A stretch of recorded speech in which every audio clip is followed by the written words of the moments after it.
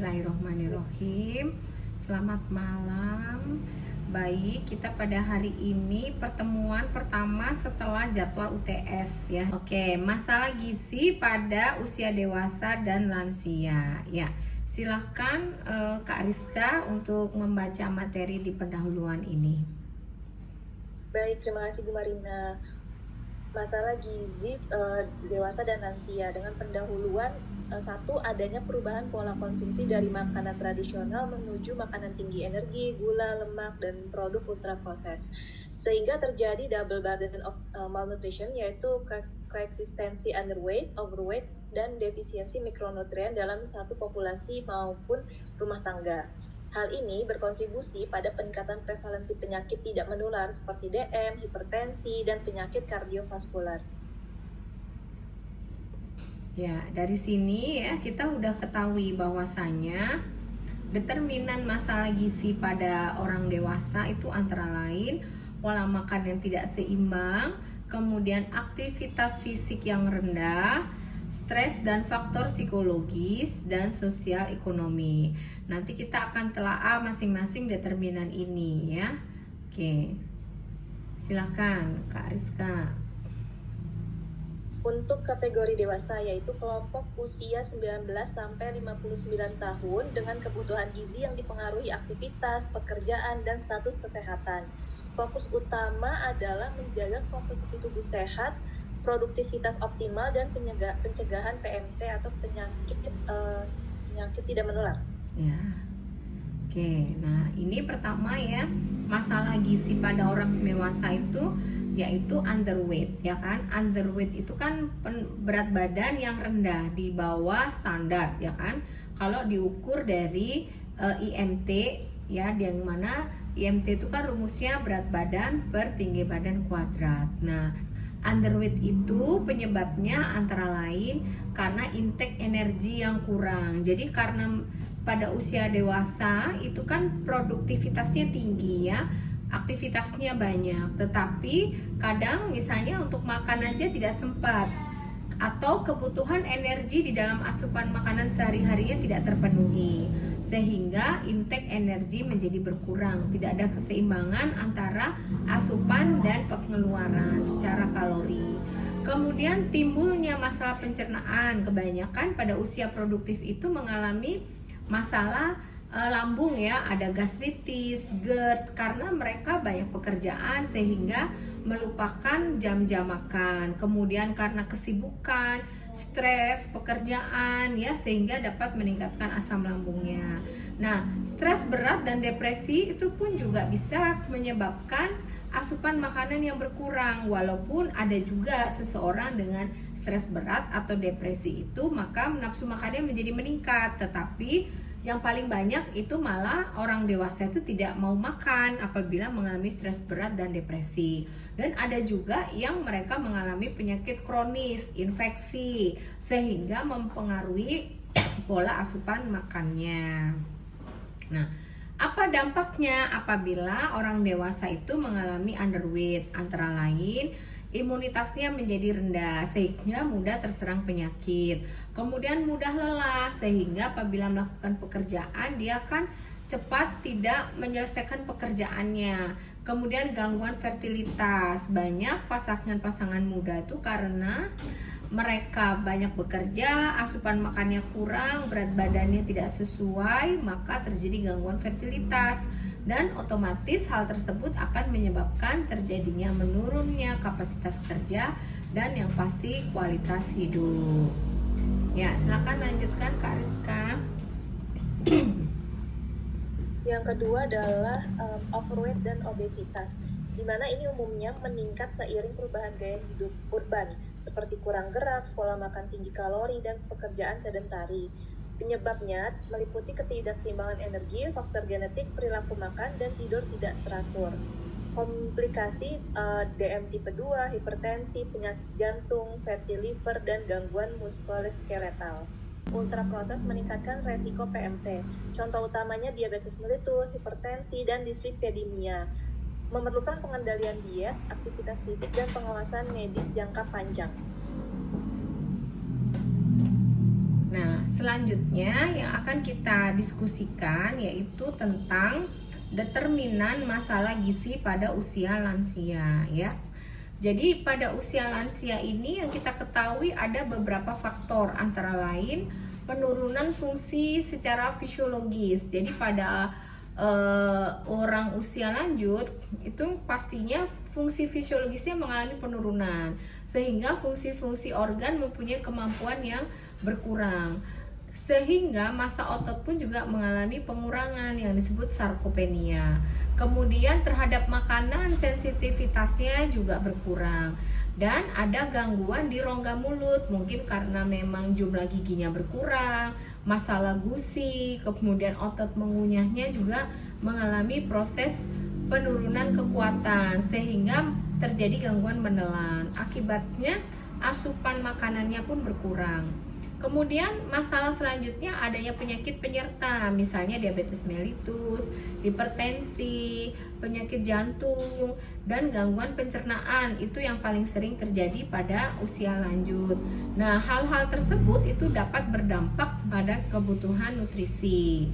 Kemudian keterbatasan akses pangan ya, karena mobilisasi dari para lanjut usia itu menurun ya, karena dia nggak mungkin ya pergi jauh-jauh begitu ya, sedangkan ketersediaan bahan pangan itu berada di lokasi yang jauh dari jangkauan, sehingga akan menyebabkan ketergantungan terhadap keluarga, sedangkan keluarganya sendiri pun mungkin responsifnya berkurang, kepeduliannya berkurang karena kesibukan masing-masing. Belum juga adanya kondisi terisolasi secara sosial ya, karena lingkungan yang seusianya banyak yang mungkin tempat tinggalnya jauh atau jumlahnya yang sudah menurun, sehingga berdampak terhadap penurunan kualitas asupan makanannya. Nah, ini ada beberapa penyebab terjadinya malnutrisi pada lansia. Silakan Kak Rizka. Malnutrisi pada lansia penyebabnya pertama penurunan nafsu makan dan fungsi indera, yang kedua masalah gigi dan kesulitan mengunyah, yang ketiga penyakit kronis dan polifarmasi, yang keempat depresi, demensia dan isolasi sosial, yang kelima adalah keterbatasan mobilitas dan kemampuan menyiapkan makanan. Lanjut.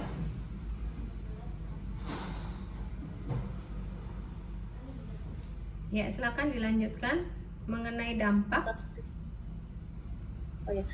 Dampaknya penurunan massa otot, kelemahan dan resiko jatuh. Kemudian frailty dan penurunan fungsi harian. Yang ketiga imunitas menurun, akan rentan terkena infeksi. Yang keempat penyembuhan luka lambat dan perburukan penyakit kronis dan peningkatan mortalitas. Oke, nah selanjutnya permasalahan pada lansia itu tadi ya, selain malnutrisi yang underweight karena penurunan massa otot juga, kemudian penurunan fungsi dari pencernakan.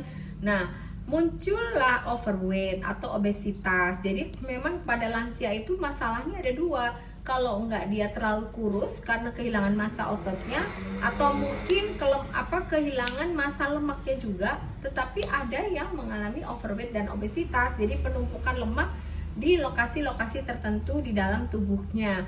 Nah, penyebabnya apa? Satu, penurunan metabolisme basal seiring usia. Jadi metabolisme basal ini selalu terjadi setiap hari ya, terutama pada saat kita bangun tidur. Makanya pada saat kita bangun tidur itu kan panas ya, tubuh kita tuh berasa panas karena adanya metabolisme basal. Nah, seiring dengan usia itu akan berkurang. Apalagi lemak, timbunan lemak di bawah kulitnya juga menurun ya kan, sehingga metabolisme lemaknya pun akan mengalami penurunan. Kemudian aktivitas fisiknya yang berkurang, jadi lebih mengarah ke sedentary, tetapi karena memang mobilisasinya yang terhambat. Dan pola makan, dimana kalau orang usia lanjut itu kan suka ngemil ya, tapi ngemilnya itu yang jenis karbohidrat, lemak, dan gula. Kemudian ada beberapa obat yang dikonsumsi. Biasanya para lansia itu kesulitan tidur atau gangguan kecemasan, apalagi kalau sudah mengarah ke kondisi amnesia ya, demensia atau Alzheimer, maka banyak yang mengkonsumsi obat-obatan antidepresan. Juga banyak yang mengkonsumsi obat steroid. Steroid itu pada umumnya Misalnya para lansia itu mengeluhkan sakit sendi, sakit badan, karena steroid itu dapat mengurangi rasa sakit sesaat secara acute onset ya. Nah, efek samping dari steroid itu salah satunya dapat meningkatkan nafsu makan ya, tetapi nafsu makannya yang kurang baik, bahkan bisa menyebabkan retensi air sehingga bisa menyebabkan kondisi udem pada tubuh lansia tersebut. Kemudian adanya perubahan komposisi tubuh, antara lain massa otot yang menurun, otomatis pembakaran energinya lebih rendah dan mengalami stres, gangguan tidur ataupun makan secara emosional.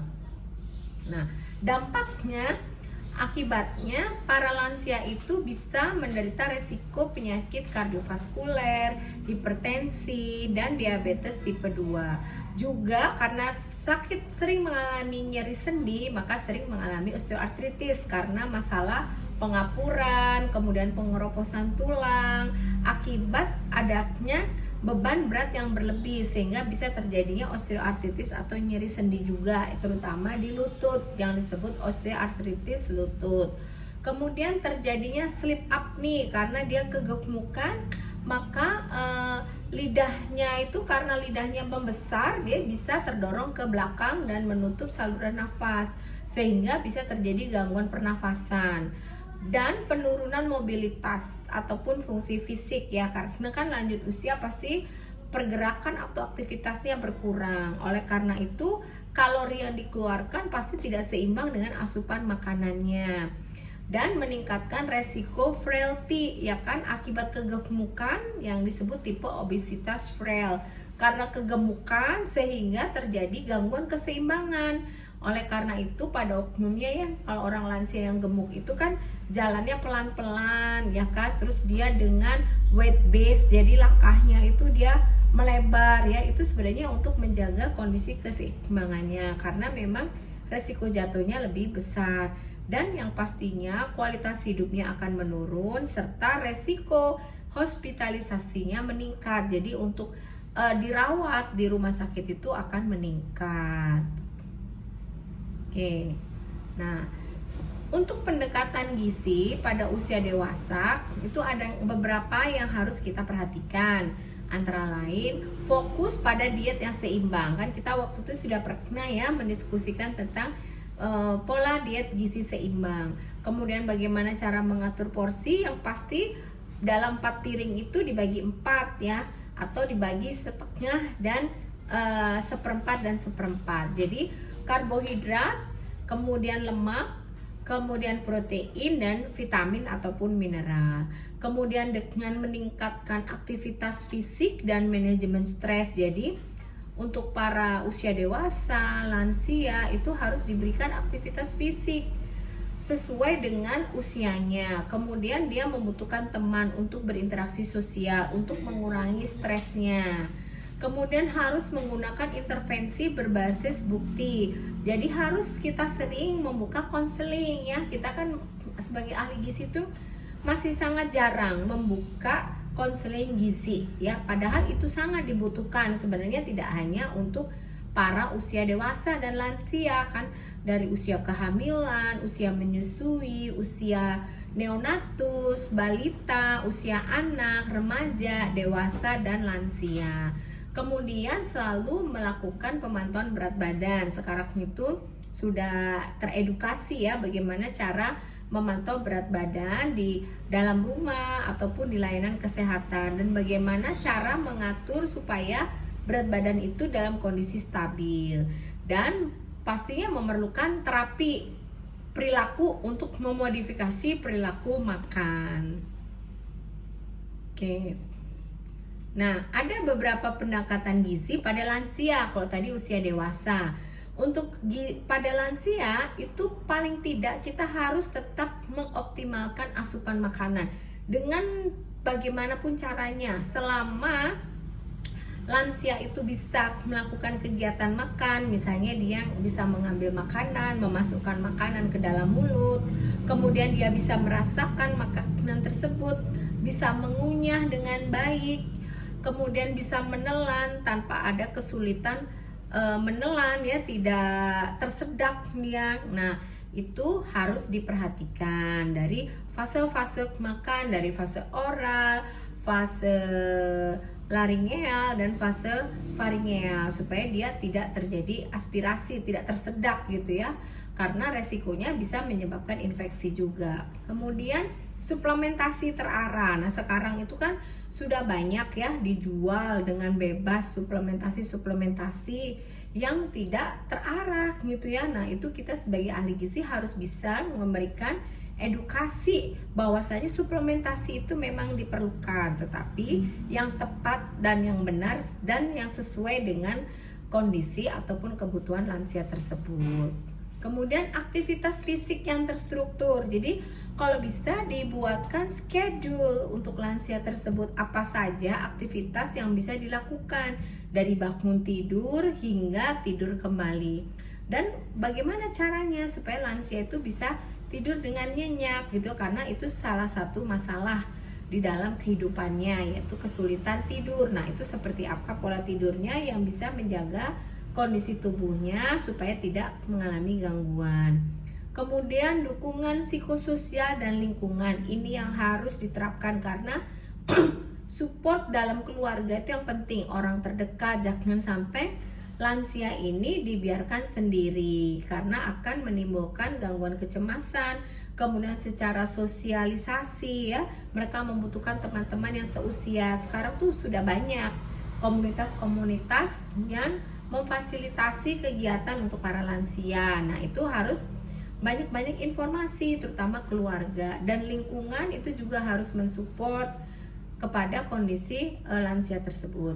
Kemudian status gizinya harus dipantau secara rutin, baik tekanan darah ya, tanda-tanda vital dulu, tekanan darah, kemudian pernafasannya seperti apa, kemudian gerakannya bagaimana, kekuatannya, keseimbangannya, apakah dia beresiko jatuh, kemudian perlu alat bantu atau tidak, seperti itu perlu dipantau dalam kesehariannya. Nah, di sini ada integrasi data gizi dalam penentuan intervensi. Pertama, antropometri pastinya ya, karena di sini bisa untuk penentuan status gizi, bisa dengan body mass index, lingkar pinggang, dan komposisi tubuh ya. Kalau komposisi tubuh ini kan sudah ada alatnya. Kalau BMI kita mengukur berat badan dan tinggi badan, kemudian dimasukkan ke dalam rumus. Kalau lingkar pinggang itu biasanya kita mengukurnya dengan perbandingan antara lingkar pinggang dan panggul. Jadi antara laki dan perempuan itu berbeda. Kemudian dietary assessment. Dietary assessment itu bisa dilakukan dengan food recall. Kemudian biasanya 2 kali 24 jam. 2 kali 24 jam itu 1 kali di weekday, 1 kalinya di weekend. Karena biasanya weekday dan weekend itu mempunyai pola asupan makan yang berbeda. Kemudian FFQ ya, food frequency questionnaire ya kan. Kemudian SQ FFQ ya, food diary. Nah, itu untuk menilai kebiasaan makan, di mana masing-masing assessment ini tujuannya berbeda karena mendapatkan hasil yang berbeda. Dan berikutnya adalah fungsi fisik lansia. Pertama, kekuatan otot ya. Kekuatan otot itu bisa kita nilai secara manual dengan misalnya penggunaan grip strength, kemudian kecepatan dia dalam berjalan, bisa dengan uji tes duduk berdiri, kemampuan dia dalam transfer, dalam mobilisasi itu kecepatannya seperti apa, bagaimana si lansia itu bisa berbalik arah. Nah, ini di sini tujuannya untuk mendeteksi adanya permasalahan frailty, yaitu kelemahan kemampuan fungsional, kemudian weakness, kelemahan dia dalam melakukan mobilisasi, dan selanjutnya kita bisa menilai massa dari otot itu atau yang disebut sarkopenia. Kemudian di sini ada artikel yaitu yang menjelaskan tentang studi investigasi malnutrisi pada lansia. Nah, di sini kita menggunakan metode ya, yaitu metode cluster random sampling menggunakan instrumen MNA ya. Jadi kalau pada lansia itu kita bisa menggunakan Mini Nutritional Assessment. Analisa data ini menggunakan distribusi frekuensi dan hasil penelitiannya diperoleh berdasarkan usia mayoritas elderly itu usia 60 sampai 74 ya. Kemudian yang mengalami malnutrisi itu sebanyak 65,5%, termasuk banyak ya ini ya. Teridentifikasi sebanyak 11,9% itu mengalami malnutrisi ya. Dan hubungan jenis kelamin dengan status nutrisi menunjukkan adanya signifikansi. Kemudian umur juga ya signifikan. Nah, sehingga kondisi malnutrisi ini karena banyak, maka perlu dilakukan upaya pencegahan supaya lansia ini tidak mengalami malnutrisi. Oke, silakan kesimpulannya Kak Rizka.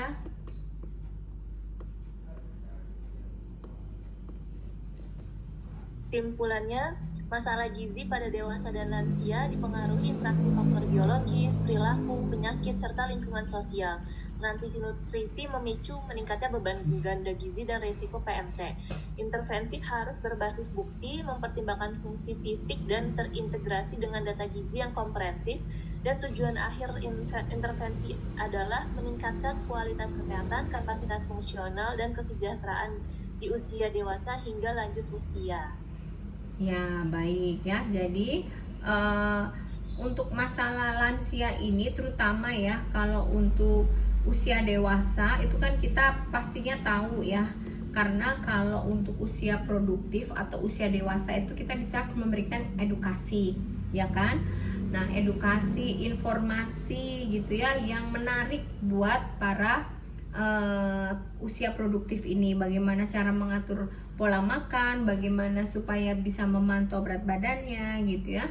Nah, untuk lansia itu yang terpenting sebenarnya support sistemnya. Jadi dari lingkungan, keluarga itu yang harus diberikan edukasi atau informasi supaya asupan makanannya itu dapat terpenuhi untuk mencegah terjadinya malnutrisi. Bagaimana diskusi kita pada malam hari ini? Untuk lansia memang tadi yang paling penting adalah support system ya, berarti memang dari keluarganya harus saling telaten gitu ya bahasanya Bu ya, harus telaten untuk mengurusnya juga, terus harus diperhatikan pola makannya seperti itu. Dan tadi kan yang dari dewasa juga adanya dampak double burden of malnutrition itu, jadi nggak cuma satu populasi, ternyata dalam berpengaruh dalam di rumah tangga seperti itu. Iya, betul ya. Nah, jadi sekarang tugas kita ya kan sebagai ahli gizi, kita memberikan edukasi gizi ya kan. Nah, nanti Kak Rizka bisa membuat spot edukasi gizi untuk usia dewasa ya, dan untuk usia lansia. Jadi untuk usia dewasa tadi materinya kan seperti tadi, mengajak mereka untuk pola makannya ya kan yang sesuai, kemudian aktivitasnya mungkin kalau untuk usia dewasa kan dengan olahraga ya, supaya tidak ada kondisi sedentary ya kan. Nah, itu yang pertama materinya. Terus yang berikutnya untuk lansia kan edukasinya tidak hanya untuk orang tuanya aja kan untuk lansia, tetapi support keluarganya ya. Jadi nanti dibikin tuh edukasinya gitu, bisa berupa animasi, bisa atau bisa berupa Kak Rizka sendiri gitu ya yang tampil di situ sebagai talentnya. Yang penting materinya di situ, kontennya itu berupa edukasi. Baik, terima kasih atas perhatiannya, atas waktunya untuk diskusi kita pada malam hari ini. Semoga bermanfaat dan tugasnya pun nanti bermanfaat untuk semuanya. Amin ya. Ya, baik, terima kasih. Makasih Kita ya, Bu. ketemu lagi minggu depan. Saya akhiri. Wassalamualaikum warahmatullahi wabarakatuh. Waalaikumsalam warahmatullahi wabarakatuh. Terima kasih Bu Marina. Ya.